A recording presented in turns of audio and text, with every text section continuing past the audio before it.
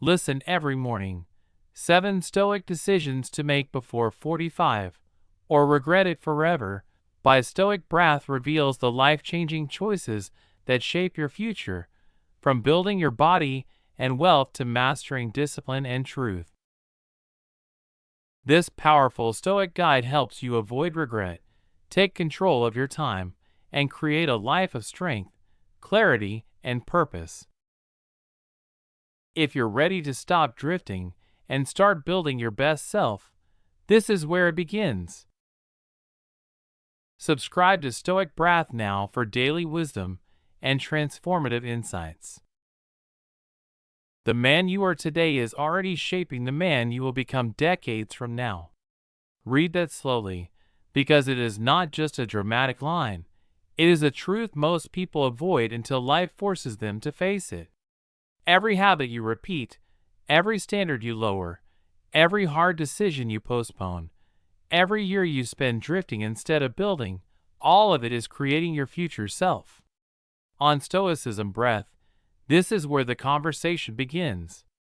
Not with motivation, not with temporary inspiration, but with responsibility. Because whether you think about that older version of yourself or not, he is coming. The real question is what kind of man you are sending into those later years. Will he be strong, clear, capable, and at peace with the life he lived? Or will he be bitter, fragile, and quietly haunted by everything he kept meaning to do but never did? Most men do not think this way. Not really. They think about next week, the next paycheck, the next problem, the next deadline sitting on the desk. The long view feels distant, almost imaginary, until one day it doesn't. Until the doctor says something you were not prepared to hear. Until your savings reveal a truth you can no longer ignore. Until you wake up in the middle of the night with a life that looks acceptable from the outside but feels strangely empty from within. And that emptiness does not come out of nowhere. It is built slowly, decision by decision. It is the result of conversations you never had, standards you never held, years you never really lived on purpose. Seneca said that it is not that life is short, but that we waste much of it. And even now, centuries later, that truth still cuts straight through the noise. The world looks different. The distractions are shinier. The excuses are more polished. But the waste is the same. That is why this is not about tips. It is not about a few habits you try for a week and forget by the end of the month. This is about decisions. The kind of decisions that change the direction of a man's life when he actually lives them. The kind that separate the man who reaches 70 with peace, depth, and something meaningful to leave behind from the man who arrives there with regret and a long private list of things he almost did. Some of these truths will feel gentle. Some of them will hit hard. Let them. The part you feel tempted to skip is often the exact part your life has been trying to get you to face. So start here. Build your body before it begins to break. Picture a man at 71 sitting at the edge of his bed each morning, not because he is lazy, but because his body has become something he has to negotiate with. Every movement costs him something now. Standing up is slower. Carrying simple things is harder. Going somewhere requires planning instead of freedom. His world has not ended, but it has narrowed. Room by room. Year by year. And this is how it happens for so many men, not in one dramatic collapse, but through quiet decline. Because at 35 or 40, the body feels cooperative. It feels dependable. It feels like something that will always be there, no matter how badly you treat it. But that assumption is one of the most expensive lies a man can believe. Jim Rohn once said, "Take care of your body. It's the only place you have to live." And when you really hear that, you realize this is not about appearance. It is not about vanity. It is about sovereignty. It is about whether you remain a full participant in your own life or slowly become a spectator to it. It is about whether you can stay present and capable in your work, your family, your responsibilities, and your daily living for as long as possible.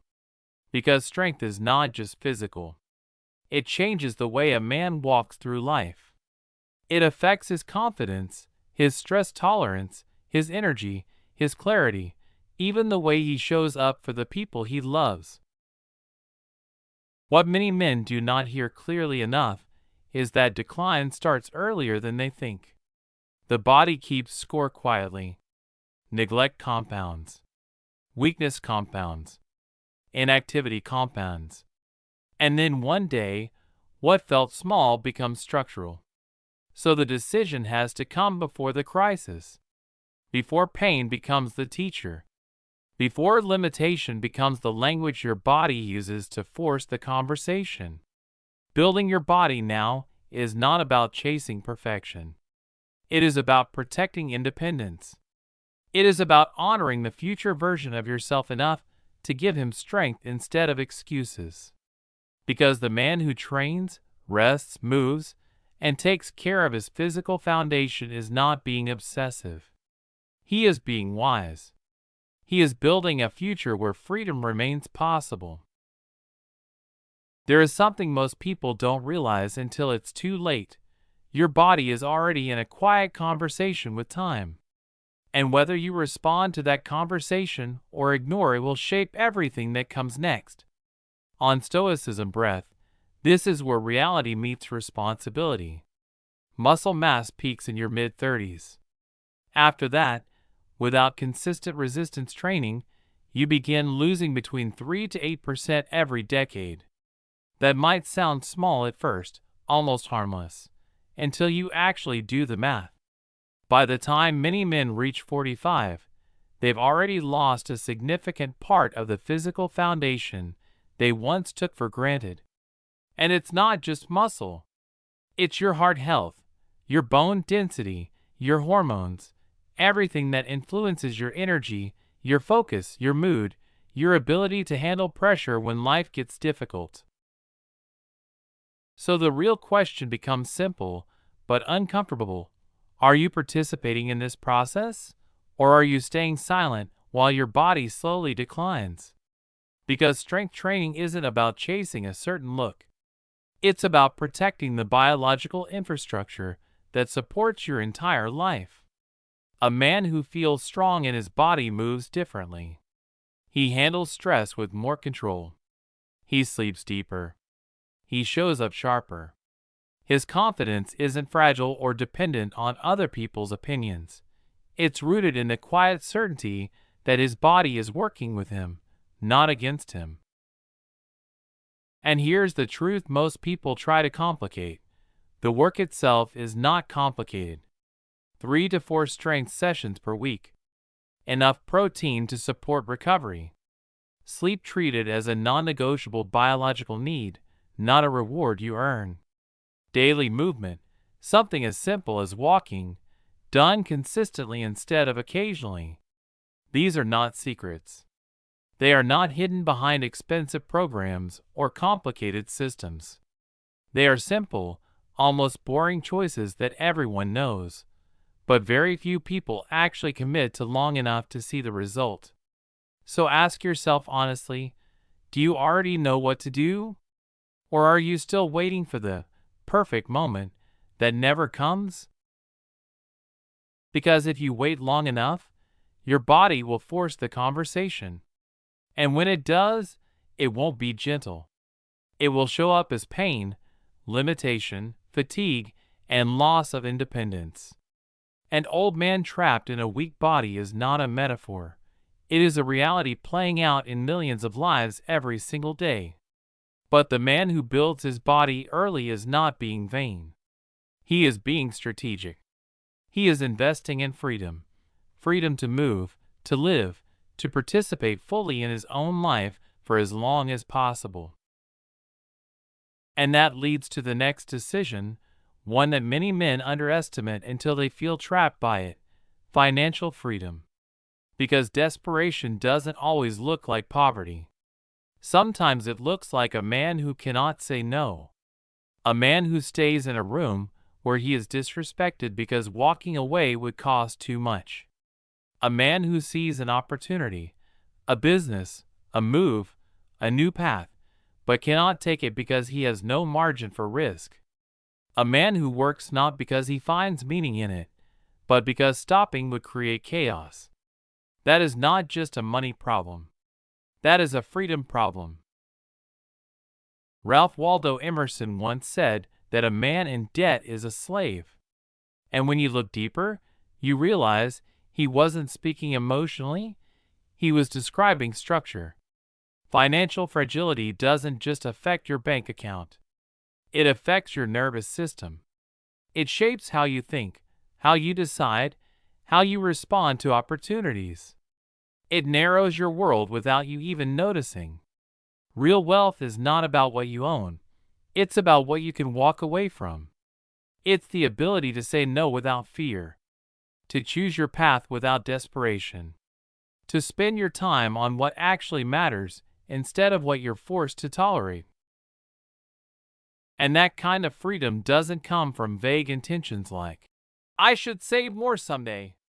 It comes from decisions backed by action. It means eliminating debt with urgency, building an emergency fund that actually protects you, not just gives the illusion of safety, investing consistently, even imperfectly, into things that grow over time, and learning to tell the difference between spending that builds your future and spending that only comforts your present. Because the man who understands money as a tool for buying time and options lives in a completely different reality than the man who spends everything as fast as it comes in. One lives under pressure. The other lives with choice. And it all starts with a decision, a clear, deliberate decision to build something now that your future self will depend on. The older version of you is coming whether you prepare for him or not. That man at 65 or 70 will either be grateful for the discipline you practiced or desperate because you kept postponing what mattered. On Stoicism Breath, that truth is not meant to scare you. It is meant to wake you up. Because one of the deepest traps in a man's life is not failure, it is avoidance.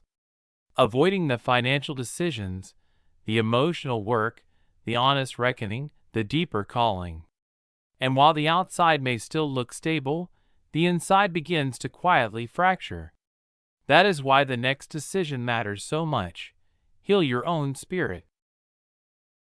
This is the part many men skip, not because it means nothing to them, but because it means too much. It lands immediately. It touches something deep. But engaging with it requires a kind of honesty that most men were never trained for. It requires sitting with yourself in silence long enough to notice the patterns you've been explaining away for years. It requires admitting that some of what you call strength is actually pain wearing armor. Soren Kierkegaard once said that the most common form of despair is not being who you are. And that cuts deeply because it describes something many men live with for decades: a slow erosion of authenticity. Not a dramatic collapse. Just years of performing a version of themselves instead of fully inhabiting one. Every man carries wounds. Some speak about them openly, but most carry them quietly behind competence, humor, busyness, and motion. Wounds from childhood, loss, betrayal, rejection. The subtle message repeated in 100 different ways that who you naturally were was somehow not enough. And those wounds do not disappear just because time passes. They go underground. They change shape. They show up in the way you react under pressure, the way you love, the way you pull away from love, the way you parent, the way you judge others with standards that were once unfairly used against you. The man who never examines this does not arrive later in life empty by accident. He arrives with a quiet bitterness, a tension he cannot fully explain.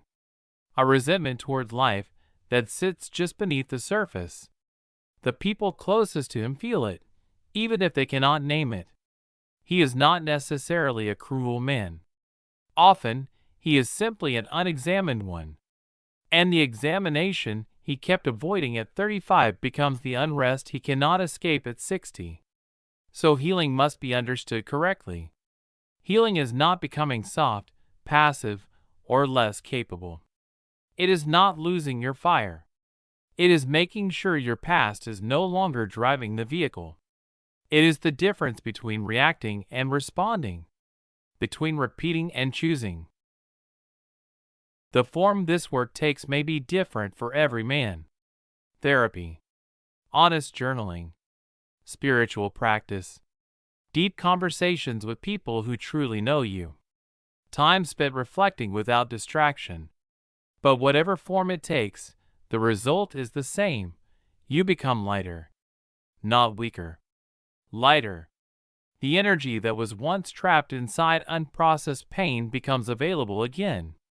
Available for building a life, a family, a future, a home that feels like peace instead of pressure.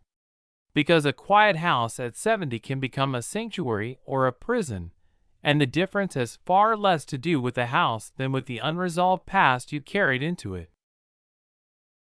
And once you begin that inner work, there is another decision that becomes impossible to ignore. Master a craft until your value becomes undeniable. There is a particular kind of invisibility that comes for men who coast. It does not happen overnight. It happens gradually.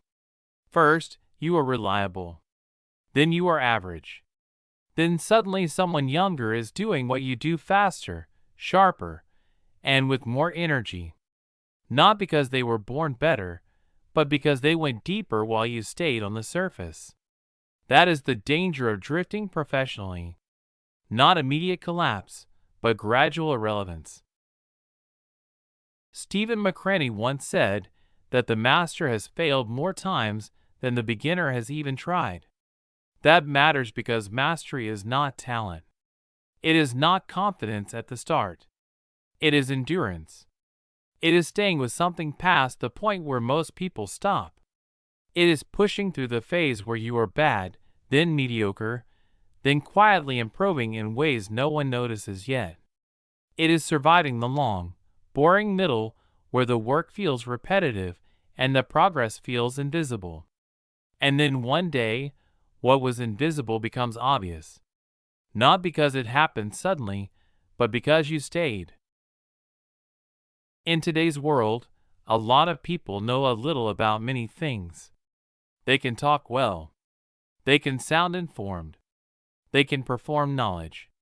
But performance is not mastery, and impression is not impact. Real security comes from depth. Real meaning comes from going far enough into something that you begin to see what others cannot see because they stopped too early.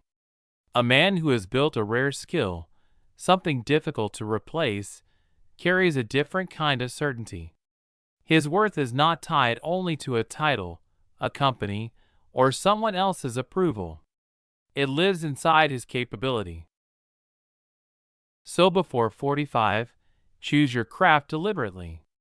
Not the one that sounds impressive at a dinner table. Not the one that makes you look smart for 5 minutes. Choose the one you are willing to be bad at for a long time. Choose the work you are willing to repeat, refine, and respect. Because the man who goes deep becomes hard to ignore. And more importantly, he becomes hard to replace. There comes a point where talent stops mattering, and depth becomes everything. On Stoicism Breath, this is where most people quietly fall behind without even realizing it. Because the truth is simple, whatever path you choose, leadership, writing, business, teaching, a technical skill, the formula never changes. Show up when it's boring. Do the work when no one is watching. Go deeper when others get comfortable staying on the surface. That's the difference. Skill is the only currency that does not inflate. It doesn't lose value when trends shift or markets change. And the man who truly knows what he's doing, while everyone else is guessing, carries a kind of quiet certainty that cannot be faked and cannot be bought. It's built in the unseen hours, in the repetition, in the discipline that nobody applauds. Think about it. How many people talk about success, but how few actually go deep enough to become undeniable? Most people stop at good enough. They learn just enough to function, just enough to get by, just enough to stay comfortable. But the ones who separate themselves are the ones who push past that invisible line. They stay when it gets frustrating. They stay when progress feels slow. They stay when no one is validating their effort. And over time, that consistency compounds into something powerful. So if you're serious about your life, make this decision clear. Go deep or don't expect to stand out. Because in a world full of noise, depth is what creates real impact. Now, as you build that external mastery, there is another layer that matters even more: internally. Decision number 5. Prioritize character over reputation. At some point, if you're paying attention, you'll notice something uncomfortable. The version of you that the world sees, and the version of you that exists when no one is watching, are not exactly the same. Maybe the gap is small, maybe it's subtle, but it's there. A layer of difference. A version of yourself waits for approval, for acceptance, for image. And deep down, you may not even fully respect that version. Martin Luther King Jr. once said, "The time is always right to do what is right." And while that was spoken in a social context, it applies just as powerfully to your personal life. Because the right thing is often the thing you keep postponing, the conversation you avoid, the standard you lower in private, the truth you don't fully live. Reputation is what people see. Character is what holds when no one is watching. And here's the reality most people ignore. You can manage reputation for a while, but you cannot fake character forever.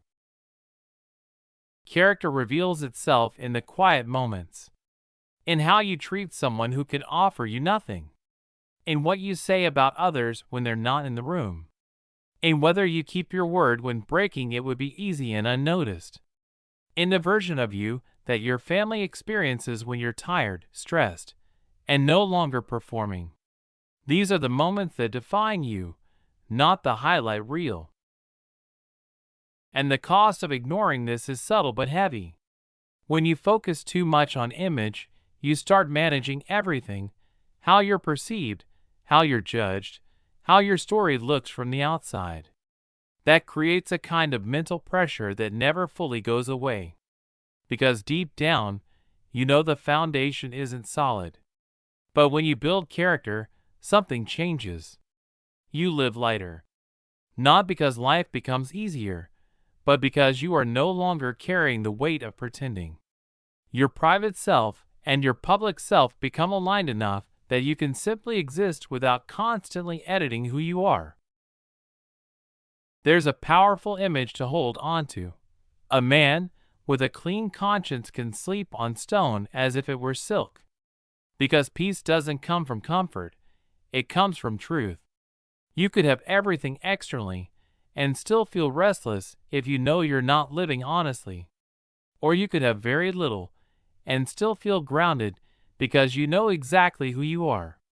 So before 45, don't aim for perfection. Aim for alignment. Look honestly at where your private and public selves diverge, and start closing that gap. Slowly. Intentionally. Because the relief you gain is far greater than the discomfort you fear. And then comes another quiet but powerful shift, learning to let go of what doesn't matter. By the time a man reaches midlife, if he's honest, he can see a pattern: how much of his energy was spent on things that led nowhere, arguments that solved nothing, grudges held long after they'd lost meaning, obsessing over what others were doing, earning, or saying, replaying conversations that no one else even remembers, trying to win battles that had no real value. Marcus Aurelius once wrote, "You have power over your mind, not outside events." And that insight changes everything, because you cannot control other people, circumstances, or outcomes. But you have full control over where your attention goes. And attention is your most limited resource. Every hour you spend on something meaningless is an hour you cannot get back. Every emotional reaction to something trivial is energy taken away from something important. So the real question becomes, is this worth your energy? Is this conflict actually changing your life in a meaningful way? Or are you just reacting out of habit, ego, or impulse? Not every problem deserves your attention. Not every insult deserves your response. Not every disagreement deserves your time. This is not weakness, it's strategy. It's understanding that your energy is too valuable to be wasted on things that do not move your life forward.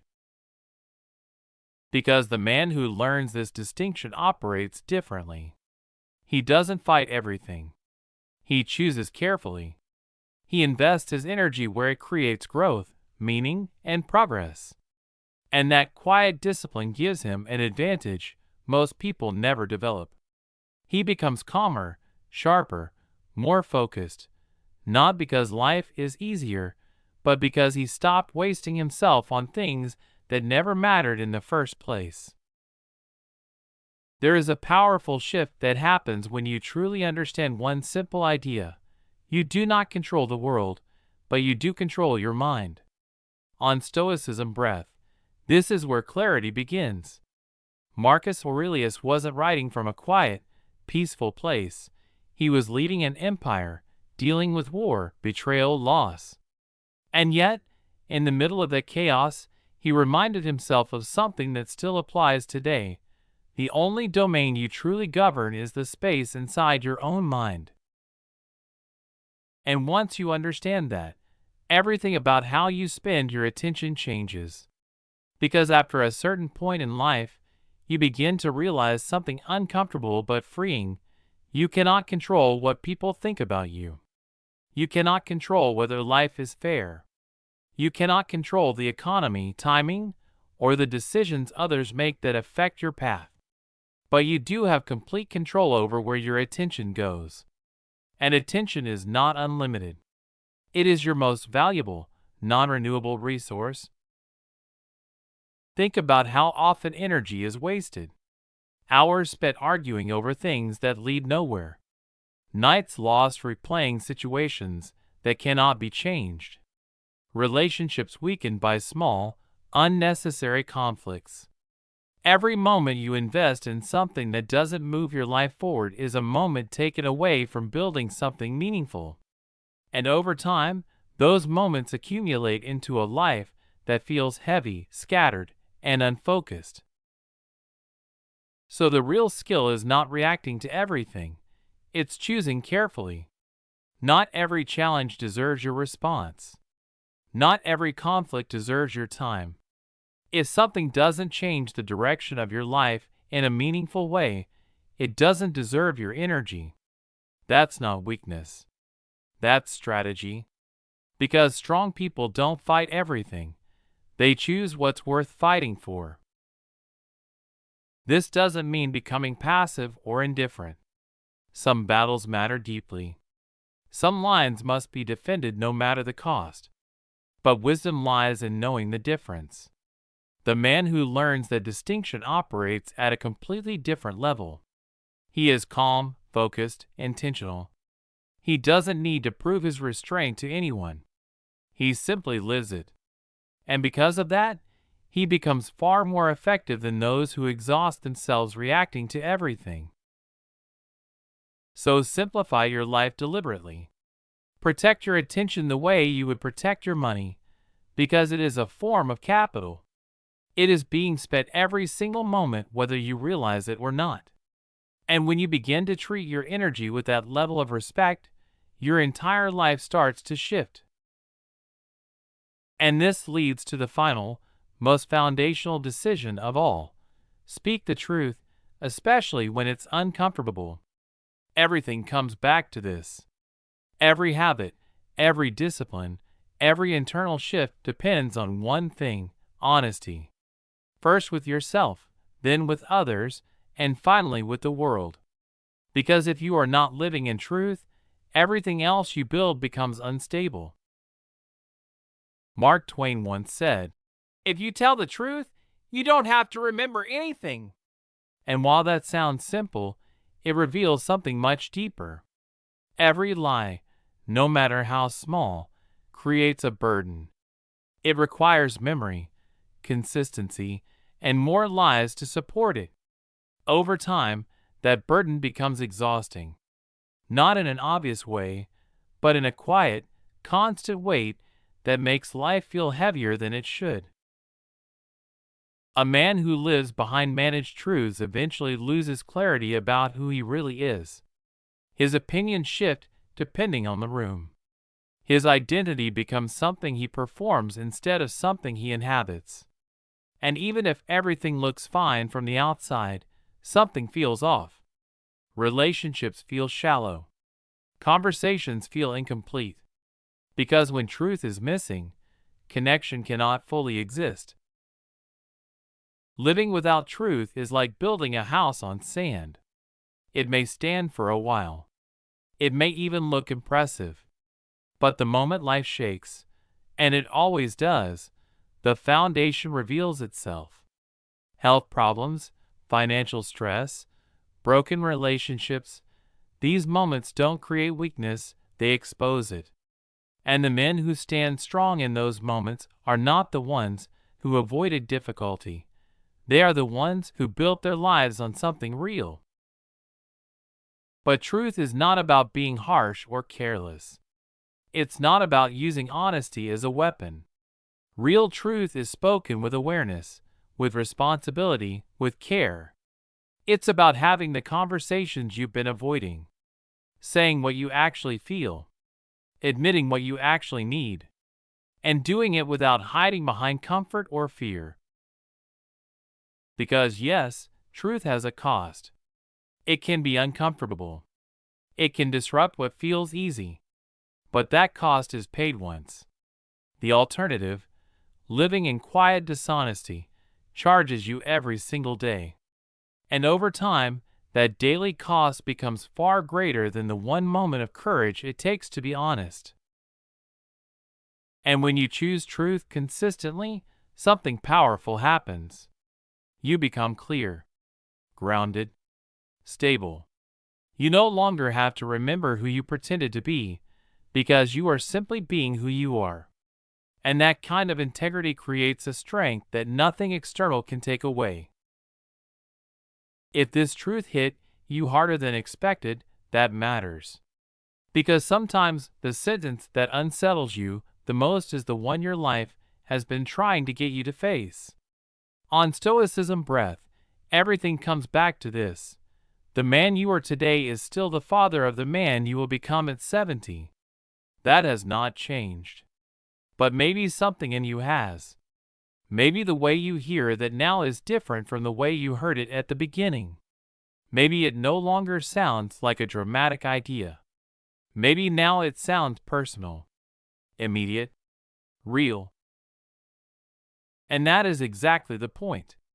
These are not 7 inspiring thoughts to save somewhere and forget next week. They are not 7 ambitions to revisit every January and abandon by February. They are decisions. Real decisions. Decisions that demand something from you in the texture of your actual life, not in some ideal version of it. Build your body before it begins to fail you. Build financial freedom before desperation makes your choices for you. Heal what is unresolved, because pain never disappears on its own. It simply finds new targets. Master something deeply enough that your value cannot be easily replaced. Choose character instead of performance. Let go of battles that produce nothing. And speak the truth, especially when it is inconvenient, especially when it costs you something. William James once wrote that the greatest revolution of his generation was the discovery that human beings, by changing the inner attitudes of their minds, can change the outer aspects of their lives. That was not empty encouragement. It was observation. He had seen that when a man makes a real internal decision and then lives it consistently, his life begins to move in ways that circumstance alone could never create. That is how change actually works. Not through fantasy, not through waiting, but through repeated alignment between what you know and what you do. And that is why regret becomes so dangerous. Regret does not usually arrive as a loud crisis. It arrives quietly. It haunts the man who delayed too long, who kept postponing what mattered, who mistook thought for action and intention for commitment. But the man who begins now, even imperfectly, starts building something different. Not all at once, not without setbacks, but steadily, like compound interest, quietly at first, then powerfully, in ways that surprise even him. That is how meaningful change accumulates. One decision, one standard, one honest action at a time. You do not need a perfect past to create a strong future. No man has one. The past is fixed, but what happens next is not. The 70-year-old version of you is being built right now, brick by brick, choice by choice, response by response. And when this moment is over, that future man will either look back and recognize this as the day something finally shifted, or he will carry one more quiet question that older men carry when they know they waited too long. What might have happened if I had taken it seriously while there was still time? There is still time. That is the part that matters most. There is still time to take your body seriously. Still time to repair your finances. Still time to tell the truth. Still time to stop performing and start living. Still time to build depth, peace, strength, and a life that actually feels like your own. But time does not pause while you decide. The clock is already moving. The man at 70 is already being formed. So let this land where it needs to land. Legacy does not begin later. It begins now. The strongest men do not wait for perfect conditions. They do not wait until they feel fully ready. They act before another day disappears. They choose deliberately while there is still something meaningful to build. And that is the decision in front of you now.